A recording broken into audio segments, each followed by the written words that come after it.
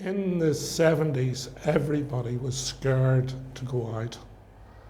The only people that were really out were the tough guys.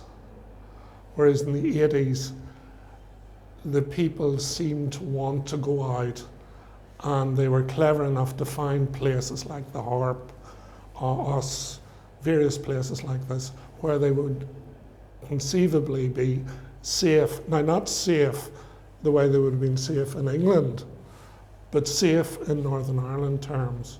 We were allowed to stay open until 10 o'clock and then 11 o'clock. And then we found a peculiar way of doing charities. Do you remember the charities?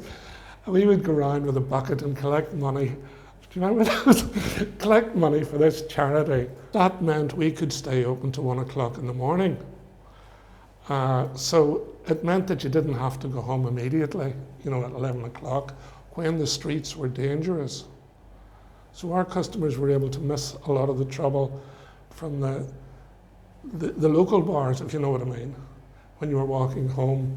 And quite often I remember going around and warning people if there was trouble locally, because we were pretty close. We had our ear on the ground a lot of the time. And if there was trouble, or if there was Roman gangs or anything, I would go around, or over the PA.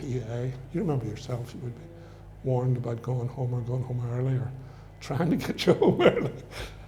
But there was a war going on, or a war situation outside, but we managed to keep it just at bay to a large extent. There were many bomb scares of one sort or another. I mean, good God, we were getting 2 and 3 bomb scares a week. And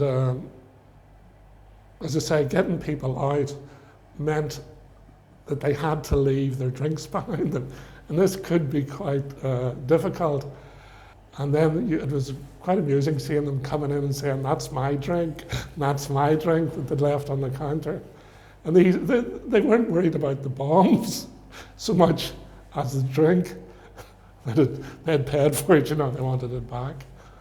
There were quite a few amusement. But then again, it was dangerous. I mean, don't get me wrong, leaving the staff home at night, particularly nights when the taxis were off, like my staff would have been from all over. I remember arriving in Tennant Street and leaving the Protestants from Ballysillan in the station while I left the local Catholic boys home.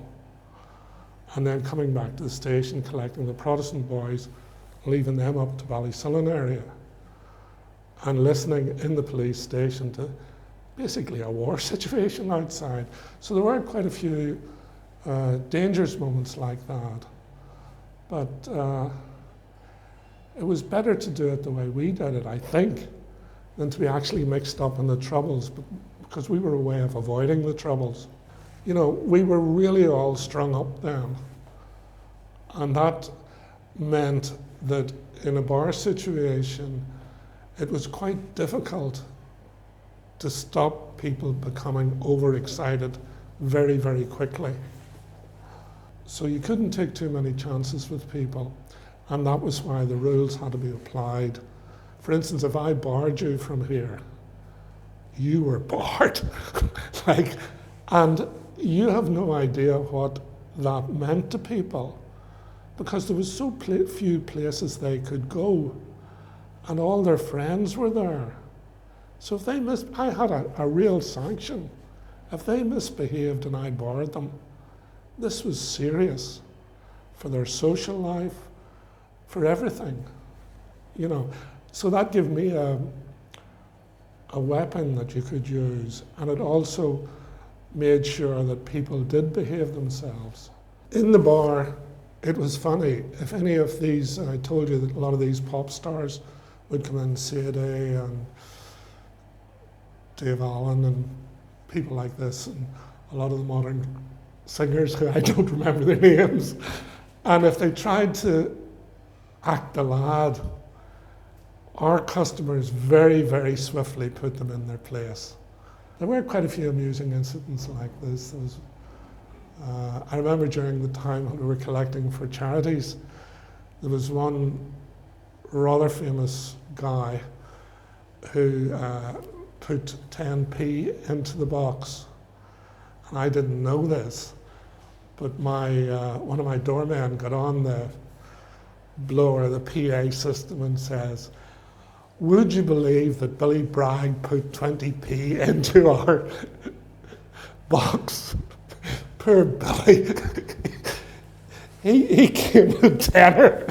But there were lots of things like that where people went above themselves, you know.